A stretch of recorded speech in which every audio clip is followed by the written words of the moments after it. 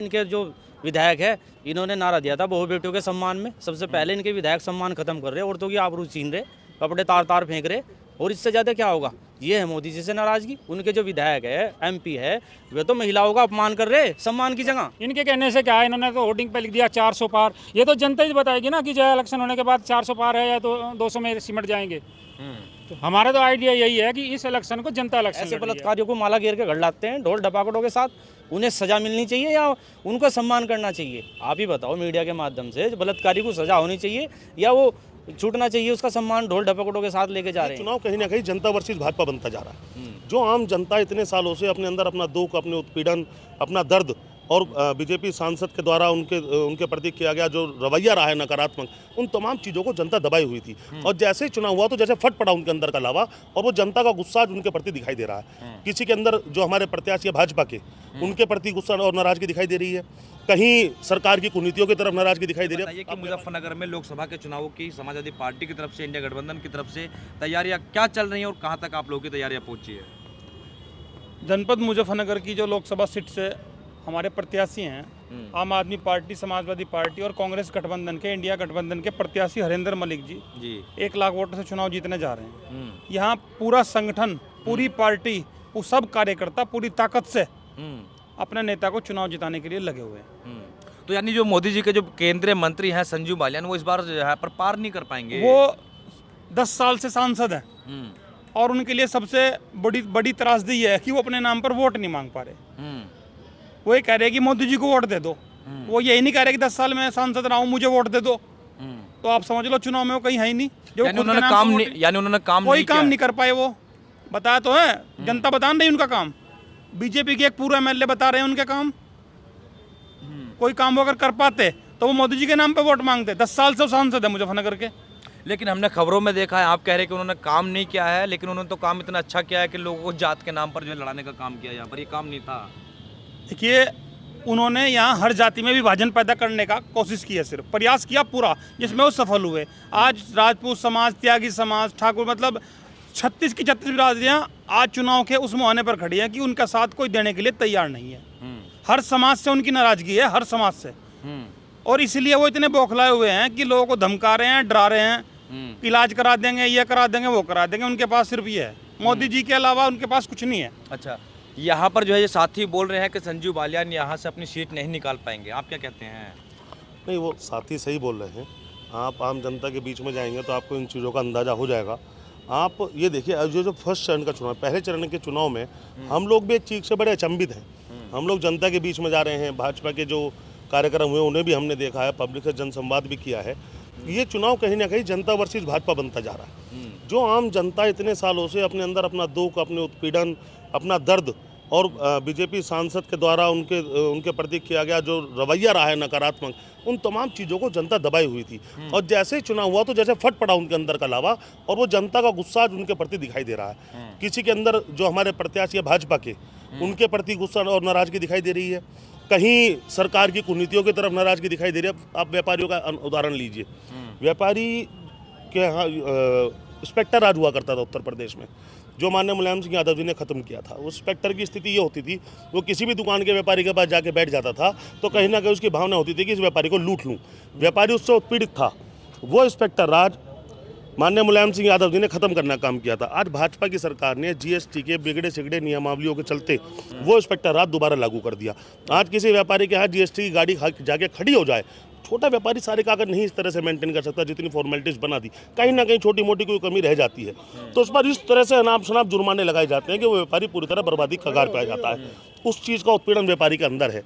MSME कानून व्यापारियों पर थोप दिया गया। उस एमएसएमई कानून के चलते व्यापारियों के अंदर आज दहशत फैली हुई है। कभी अतिक्रमण के नाम पर या अपने किसी निजी मुफाद के चलते मार्केटों को तोड़वाने की साजिश भाजपा के लोग करते हैं। उस चीज़ का गुस्सा व्यापारियों के अंदर है।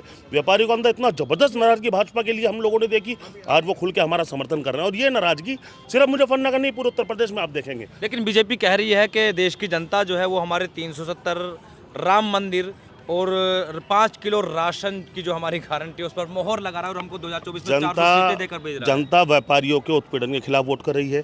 किसानों की 700 ज़्यादा किसानों की जो शहादत हुई थी, सालों साल दर साल उन लोगों ने इतना बड़ा आंदोलन किया, उस पर वोट कर रही है। बॉर्डर पे जिस तरह किसानों पर गोलियां चली, आंसू गैस के गोले चले, उस गुस्से को जनता वोट के रूप में निकालने जा रही है। जो सीधी धमकी मंच से भाजपा के प्रत्याशी ने देना काम जनता को किया, उस धमकी का जवाब जनता वोट के माध्यम में देने जा रही है। और 10 साल का जो उत्पीड़न भरी सरकार रही है, जिसने रोटी कपड़ा मकान सड़क सुरक्षा बिजली पानी किसान रोजगार नौजवान के लिए छात्र के लिए कोई काम नहीं किया, उसको लेकर जनता वोट करने जा रही है। जो नौजवान का आम छात्र के माँ बाप पेट काट काट कर उसको पढ़ाते थे, उसका पर्चा लीक हुआ, उन बच्चों ने बहुत से बच्चों ने आत्महत्या कर ली, अपनी डिग्रियों पे आग लगा दी, वो नौजवान उस मुद्दे पर वोट करने जा रहा है। आज इस भारतीय जनता पार्टी को आईना दिखाने का काम जनता करेगी। और बहुत बड़ी बात नहीं है कि उत्तर प्रदेश के अंदर एक आध सीट को छोड़कर अधिकतम सीटें भारतीय जनता पार्टी हार कर उनको जनता आईना दिखाने का काम कर दे।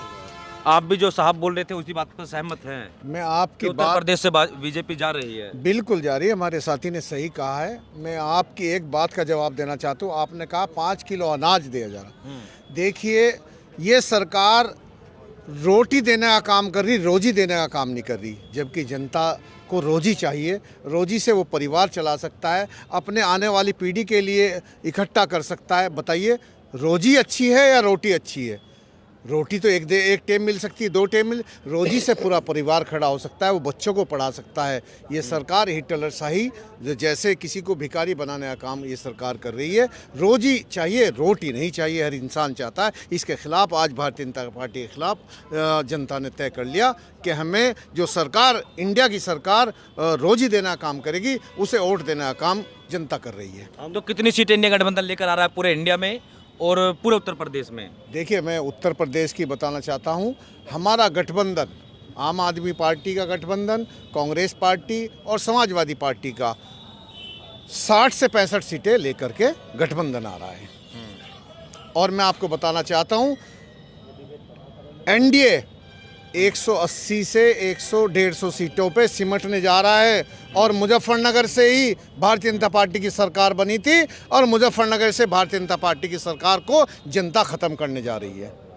यानी जो 2013 में जो दंगा हुआ था उसकी वजह से बीजेपी की सरकार बनी थी और अब यहाँ पर जो है मतलब दंगे जैसे कोई माहौल नहीं है, सब लोगों में प्यार मोहब्बत, आप ये कहना चाह रहे हैं? बिल्कुल बिल्कुल, यहाँ प्यार मोहब्बत से, यहाँ पर मोहब्बत की दुकान खुली है, यानी राहुल गांधी की। बिल्कुल, राहुल गांधी ने मोहब्बत की दुकान खोली है। अजीत सिंह ने यहाँ भाईचारा कायम किया। उस अजीत सिंह के भाईचारे को बढ़ाने का काम हरिंदर मलिक जी करेंगे और ये सीट जीत करके अजीत सिंह का सम्मान बचाने का काम करेंगे। ये वो लोग हैं जिन्होंने अजीत सिंह को हरा करके और पटाखे छोड़ने का काम किया था उनके पैरों में।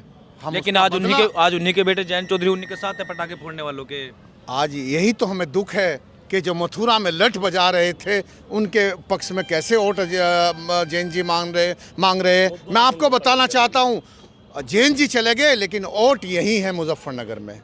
वोट नहीं गई, वोट भाईचारे के साथ है, हरिंदर मलिक जी के साथ है, गठबंधन के साथ है। लेकिन जिन्होंने पटाखे फोड़े थे, जिन्होंने मथुरा में उन पर डंडा बजाया था, उन्होंने जो है भारत रत्न भी उनके परिवार को दिया, उनके दादा को दिया है। देखिए, भारत रत्न चौधरी चरण सिंह जी का इतना बड़ा सम्मान है, जिनको उन्होंने भारत रत्न और को भी दिया, उनकी बराबर का कद चौधरी चरण सिंह जी का नहीं है।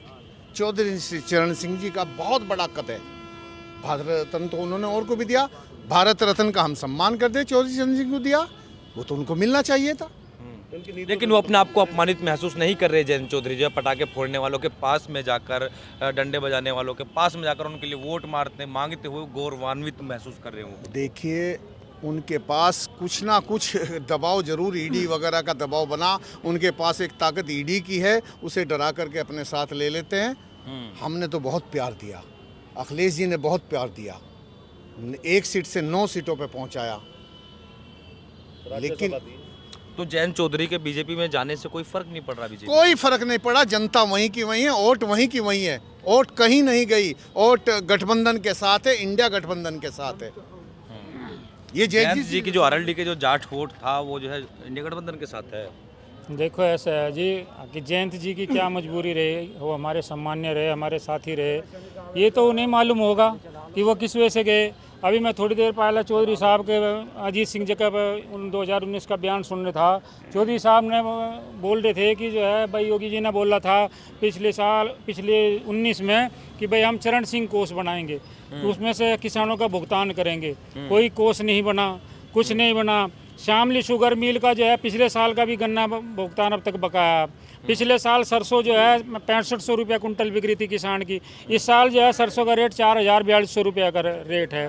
700 किसानों की हमारी शहादत होगी। जयंत जी भी तो राजनीति, किसानों की राजनीति कर रहे हैं, वे किसान नेता हैं। इस बात को जयंत जी जवाब देंगे इस बात का भाई कि जो शामली का अब तक भुगतान नहीं हो पाया शुगर मिल का, इनके कहने से क्या है, इन्होंने तो होर्डिंग पे लिख दिया 400 पार। ये तो जनता ही बताएगी ना कि जो है इलेक्शन होने के बाद 400 पार है या तो 200 में सिमट जाएंगे।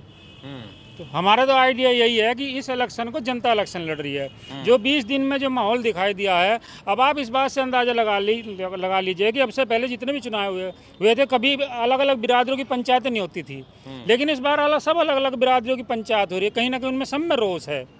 भाई ठाकुर समाज लगा लो, जो है पाल समाज लगा लो, त्यागी समाज लगा लो, तो सब भाजपा की खिलाफत कर रहे हैं। तो कुछ तो कमी होगी इनमें। भाई मोदी जी के 400 पार बोलने से थोड़े 400 पार हो जाएंगे जो है। तो इलेक्शन ये जनता लड़ रही है जो है इस टाइम सड़क पे जो है। ये बताइए मोदी जी से क्या नाराजगी है? उन्होंने मंदिर भी तो दिया है, फिर क्या चाहिएगा और यहाँ की देश की जनता को? मंदिर तो सब जगह ही बनने, छोटे छोटे बनने, ऐसा थोड़ा ही ना बड़ा राम मंदिर बन गया। वहाँ सबसे बड़ा स्पेशल राम है। सब जगह छोटे मंदिर में भी राम ही है, बड़े मंदिर में भी राम ही है। नाराजगी क्या है मोदी जी से? मोदी से नाराजगी बेरोजगारी, भ्रष्टाचार देख लो कितना। इनके जो विधायक है, इन्होंने नारा दिया था बहू बेटियों के सम्मान में। सबसे पहले इनके विधायक सम्मान खत्म कर रहे, औरतों की आबरू छीन रहे, कपड़े तार तार फेंक रहे। और इससे ज़्यादा क्या होगा? ये है मोदी जी से नाराजगी। उनके जो विधायक है, MP है, वे तो महिलाओं का अपमान कर रहे सम्मान की जगह। ये नाराजगी। लेकिन वो तो उन लोगों को संस्कारी बताते हैं जो बलात्कार के मामले में जेल से रिहा होकर आते हैं। वो सम्मान करते हैं, ऐसे बलात्कारियों को माला घेर के घर लाते हैं ढोल ढपाकड़ों के साथ। उन्हें सजा मिलनी चाहिए या उनका सम्मान करना चाहिए? आप ही बताओ मीडिया के माध्यम से। बलात्कारी को सजा होनी चाहिए या वो छूटना चाहिए, उसका सम्मान ढोल ढपकड़ों के साथ लेके जा रहे हैं?